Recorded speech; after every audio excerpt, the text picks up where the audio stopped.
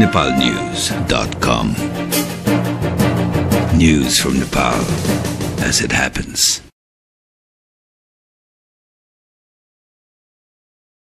आज मिति 2070 साल वैशाख 11 गते बुधबार चैत्र शुक्ल चतुर्दशी तिथि तदनुसार अप्रिल 24 तारिक काठमाडौँबाट प्रकाशित भएका नेपाली राष्ट्रिय दैनिक पत्रिकाहरूको मुख्य समाचार सार संक्षेपमा स्वागत छ। आज प्रकाशित दैनिक पत्रिकाहरूले त्रिदेशीय साझेदारीमा हतार छैन भारत, निर्वाचनमा मोर्चाबन्दी हुँदैन कोइराला, अनुगमनको विरोधमा सुन पसल बन्द शीर्षकका समाचारका साथै अन्य शीर्षकका समाचारहरू आजका दैनिक पत्रिकाहरूले प्रकाशित गरेका छन्। मेरो सफलता संविधानसँग शीर्षकको समाचारमा अन्नपूर्ण पोस्ट दैनिक लेख्छ, राष्ट्रपति डाक्टर रामवरण यादवले आफूले कानूनी शासन सर्वोपरि मानेकोले कु गर्ने कल्पनासम्म नगरेको बताएका छन्। आराम गर्न जन्मथलो धनुषाको सपही आएका राष्ट्रपति यादवले मंगलबार अन्नपूर्ण पोस्टसँग विशेष कुराकानी गर्दै यस्तो बताएका हुन्। पूर्व प्रधानमन्त्री डाक्टर बाबुराम भट्टराईले आफ्नो कार्यकालमा राष्ट्रपतिबाट 4 पटकसम्म कु गर्न खोजिएको आरोप लगाएको सन्दर्भमा जिज्ञासा राख्दा यादवले भने कु त सेना लगाएर नहुन्छ र त्यो विचारलाई मैले जहिले पनि अस्वीकार गर्दै आएको छु। सोमबार सपही आइपुगेका राष्ट्रपति यादव गाउँमा आफन्त, शुभेच्छुक, सहपाठी र बाल सखासँग दिन बिताइरहेका छन् भनी अन्नपूर्ण पोस्ट दैनिकले लेखेको छ। यस्तै सोही पत्रिकाको अन्य समाचारहरूमा नेपाल हाम्रो हितभन्दा बाहिर गए प्रश्न उठाउँछौ भारत र चिनियाद्वारा मध्यराती विमानस्थलमा प्रहरी पिटिए शीर्षकका समाचारहरू अन्नपूर्ण पोस्ट दैनिकले छापेको छ। त्रिदेशीय साझेदारीमा हतार छैन भारत शीर्षकको समाचारमा कान्तिपुर दैनिक लेख्छ, भारतीय विदेश मन्त्री सलमान खुर्सिदले नेपाल भारत चीन बीच तत्काल त्रिदेशीय सहयोग वा साझेदारीका रणनीति तय हुन नसक्ने स्पष्ट पारेका छन्। त्रिदेशीय सहयोग वा साझेदारीका कुरा गर्ने समय अलिक भएको छैन। यो धारणा आफैमा राम्रो भए पनि अहिले यो रणनीतिमा अग्रसर बन्नु केही हतारको काम हुनेछ। विदेश मन्त्रालयको निम्तामा भारत भ्रमणमा आएका नेपाली पत्रकार टोलीसँग साउथ ब्लकमा कुराकानी गर्दै मन्त्री खुर्सिदले भने गत साता बेजिङमा चिनिया राष्ट्रपति सी जिनपिङसँग भेटवार्ता गरेर फर्केका माओवादी अध्यक्ष पुष्पकमल दाहालले त्रिदेशीय सहकार्य र साझेदारीको अवधारणामा बहस चलाइरहेका बेला भारतले तत्काल यो असम्भव रहेको प्रतिक्रिया दिएको हो। दाहालले भने आफूले निकट भविष्यमा दिल्ली गएर भारतीय नेतृत्वसँग पनि यसबारे छलफल गर्ने बताएका थिए। विदेश मन्त्री खुर्सिदका अनुसार माओवादीका अध्यक्ष दाहाल यही वैशाख 14 गतेबाट भारत भ्रमणमा आउने तिथि तय भइसकेको छ। भारतीय प्रधानमन्त्री मनमोहन सिंह लगायत उच्च नेतृत्वसँग उनको वैशाख 17 गते भेटवार्ता हुने सम्बद्ध स्रोतको भनाइ छ भने कान्तिपुर दैनिकले लेखेको छ। निर्वाचनमा मोर्चाबन्दी हुँदैन शीर्षकको समाचारमा गोरखापत्र दैनिक लेख्छ, नेपाली कांग्रेसका सभापति सुशील कोइरालाले आगामी संविधान सभा निर्वाचनमा नेकपा एमालेसँग मोर्चाबन्दी गरेर जाने अवस्था नरहेको बताउनु भएको छ। कुनै पनि पार्टीसँग सबै ठाउँमा मिलेर जान सकिँदैन। प्रेस युनियन बाँकीले मंगलबार नेपालगञ्जमा आयोजना गरेको पत्रकार भेटघाटमा सभापति कोइरालाले भन्नुभयो, एमाले वा अन्य कुनै पनि पार्टीसँग मोर्चाबन्दी गरेर निर्वाचनमा सहभागी हुँदैनौ। सभापति कोइरालाले एमालेसँग सीमित निर्वाचन क्षेत्रमा भने तालमेल हुन सक्ने बताउनुभयो। सभापति कोइरालाले कार्तिक अन्तिम वा मंसिर पहिलो साताभित्र संविधान सभाको निर्वाचन हुने निश्चित भएको दावी गर्नुभयो। उच्च स्तरीय राजनीतिक समितिका संयोजक समेत रहनुभएका सभापति कोइरालाले निर्वाचन विरोधी कुनै पनि गतिविधि नगर्न राजनीतिक दलहरूलाई आग्रह गर्नुभयो। निर्वाचन प्रक्रियाको विरोधमा रहेका राजनीतिक दलसँग छलफल भइरहेको बताउँदै सभापति कोइरालाले सबै राजनीतिक शक्ति निर्वाचनमा सहभागी हुने बताउनुभयो भने गोरखापत्र दैनिकले लेखेको छ। यस्तै सोही पत्रिकाको अन्य समाचारहरूमा निशा र अर्जुन सगरमाथा आरोहीका सहयोगी र राजधानीमा महँगी भन्दा पानीको समस्या शीर्षकका समाचारहरू गोरखापत्र दैनिकले लेखेको छ।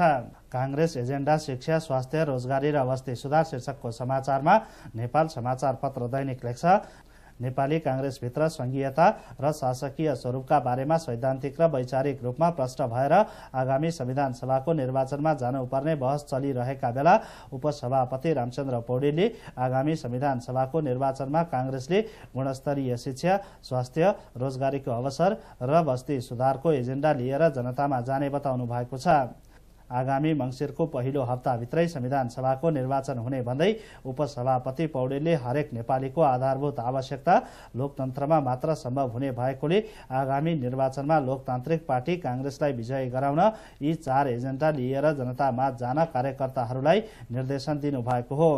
नेपाली जनताप्रति कांग्रेसले ठूलो जिम्मेवारी बोकेको भन्दै हालै सम्पन्न कांग्रेसको महासमिति बैठकले पनि गुणस्तरीय शिक्षा, स्वास्थ्य र रोजगारीको अवसर तथा बस्ती सुधारको एजेन्डा लिएर जनतामाझ जानुपर्ने निर्देश गरेको उहाँको भनाइ थियो भने नेपाल समाचार पत्र दैनिकले लेखेको छ। यस्तै सोही पत्रिकाको अन्य समाचारहरूमा लोकमानको बहसमा न्यायाधीशको आग्रह, राजनैतिक निर्णय रोकिएको देखाउ, रिट हाल्दा होस नगरे जरिवाना, जीव दुर्घटनामा 4 जनाको मृत्यु, परीक्षण नै नगरी कुखुरालाई निरोगी प्रमाणपत्र र एमालेसँग केही सिटमा तालमेल हुन्छ, प्रचण्डको भनाइमा कोइराला खुशी शीर्षकका समाचारहरू नेपाल समाचार पत्र दैनिकले छापेको छ।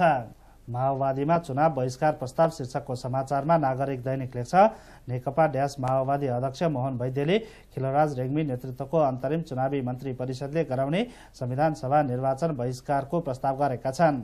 वैकल्पिक केन्द्रीय सदस्य सहित केन्द्रीय समितिको पहिलो विस्तारित बैठकमा मंगलबार उनले राजनीतिक तथा समसामयिक प्रस्ताव पेश गरेका थिए।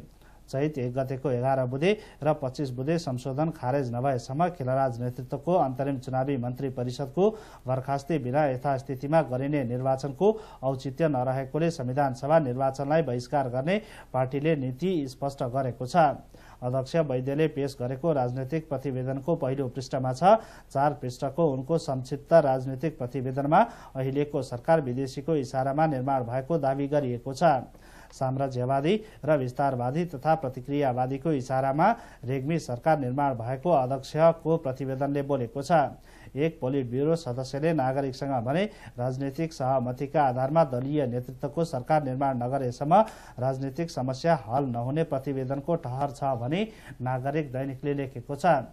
यस्तै सोही पत्रिकाको अन्य समाचारहरूमा कार्की मुद्दामा वकिल तानातान र वैद्य माओवादीलाई गठबन्धनमा ल्याउँछु शीर्षकको समाचारलाई पनि नागरिक दैनिकले प्रमुखताका साथ छापेको छ।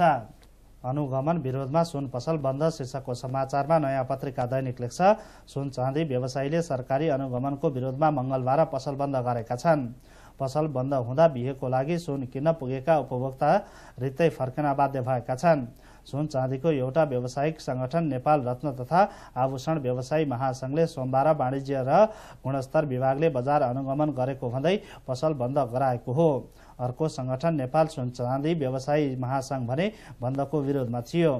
बजार अनुगमनको शैली ठीक नभएकोले पसल बन्द गरिएको रत्न तथा आभूषण व्यवसायी महासंघका अध्यक्ष रमेश महर्जनले बताए भने नयाँ पत्रिका दैनिकले लेखेको छ।